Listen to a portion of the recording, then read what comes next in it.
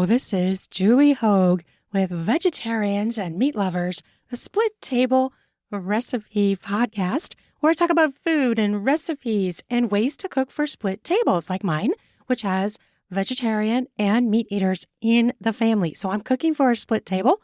I am the vegetarian and the rest of my family eats meat.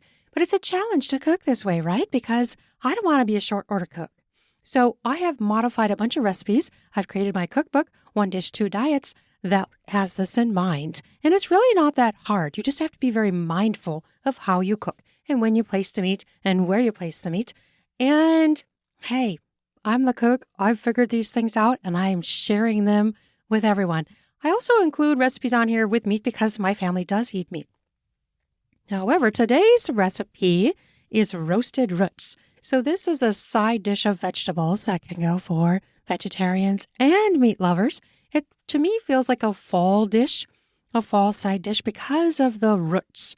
Like these are the vegetables that are coming ripe and ready to pick in the fall. And they just have a fall-like look about them because they're roasted. So they're like, you could have them any other time of year, obviously.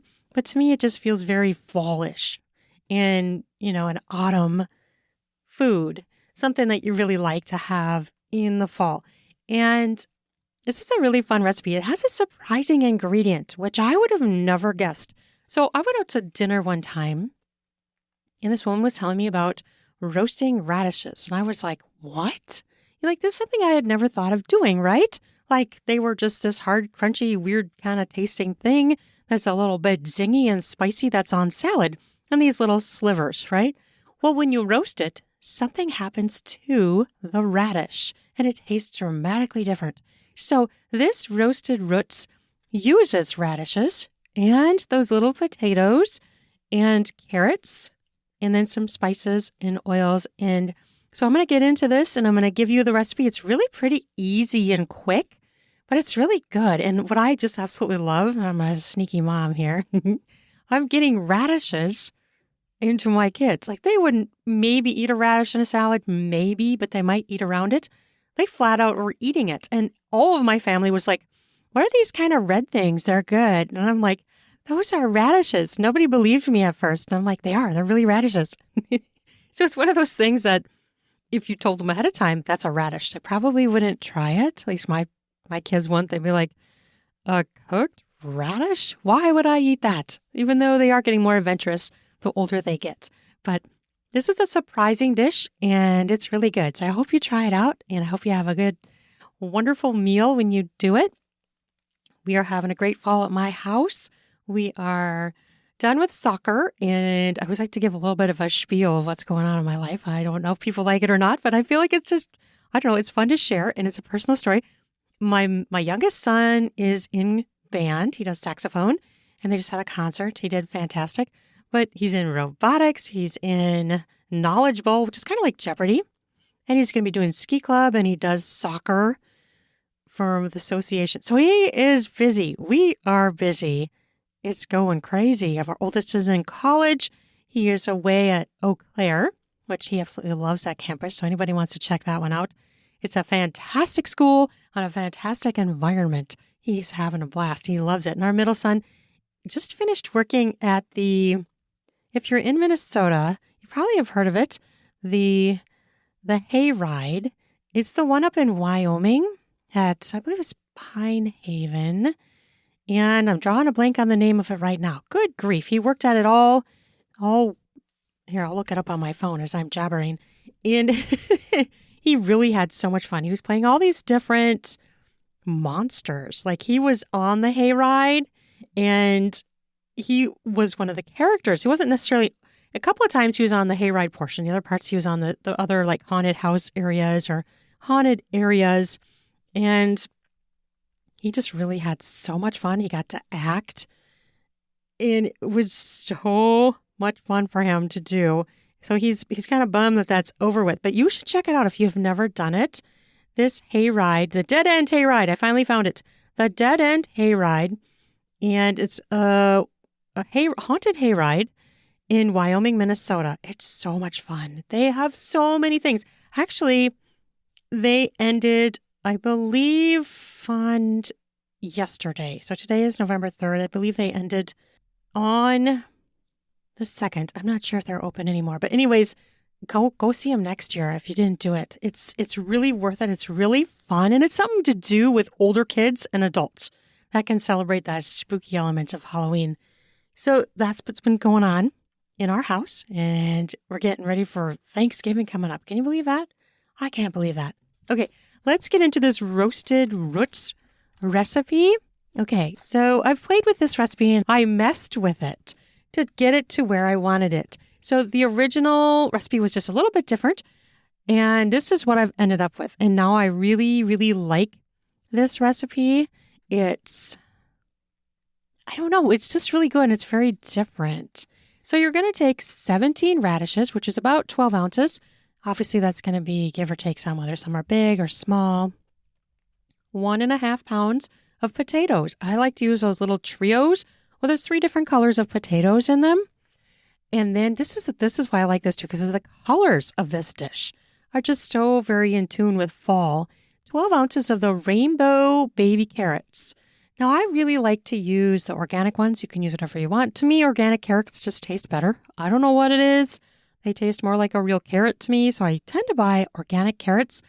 I don't buy organic all vegetables, but for some reason in my palate, organic is important for carrots. And then you're going to have 1 tablespoon of rosemary, dried rosemary leaves, 1 teaspoon of garlic salt with parsley, 1 teaspoon of basil, dried basil leaves, and 1/2 teaspoon black pepper. So the way I do it is I mix up and 3 tablespoons of olive oil. I forgot to add that. The way I do it is I mix up the black pepper and all the other spices and herbs to the oil. And then I stir that up. I trim the radishes, rinse them and trim them. And the baby carrots are usually ready to be used. And same with those little trios potatoes. So you basically dump all those veggies, radishes, potatoes, rainbow baby carrots, into a big bowl. And then I will take 3 tablespoons of oil and add all the spices and the black pepper to that and stir. And then you pour it over the veggies and just stir it. And then spread it on a cookie sheet that's been sprayed with olive oil cooking spray. And you try to get it into like a single layer. And you cook it at 425 degrees for 40 minutes, give or take some, depending on how roasted you like it, how dark you like it, how it gets like that dark cooked, it's like a brownish color. It's kind of caramelized. Depending on how you want it, how dark you want it, you can decide in there where you want to stop cooking it. And the reason I like to use the baby carrots, I'm going to give you the other reason why. I have tried, when I first was messing with this recipe, I was trying the regular big carrots. Well, the problem with those are they're inconsistent in size, right? So the tip is very tiny, and then you get to the top of the carrot and it's much wider. And even if you cut it, that little skinny tip does not do well in this recipe because it gets too done. It gets very blackened because it's so tiny. So I would suggest if you're using the big carrots, don't put the little tips in there. Maybe eat those. That's your snack while you're preparing it, or give them to your kids and be like, hey, eat these tips. It does better. And the reason I like the baby carrots too is because they're more uniform across their entire body of the carrot, right? So you're going to get uniform cooking. You're not going to get the tips that are getting way too done and the rest of it isn't. So it just cooks better when you use the baby carrots because of the uniform size with the roasting. Otherwise, it's going to be inconsistent. Some of the tips of the carrots are going to be really done and the other vegetables are going to be perfect, or they're going to be taking them out before the other ones are really where you want them to be. They're not as roasted. So basically, that's all you do. That's all you do to cook this. It's super easy. Roasted roots, I call it.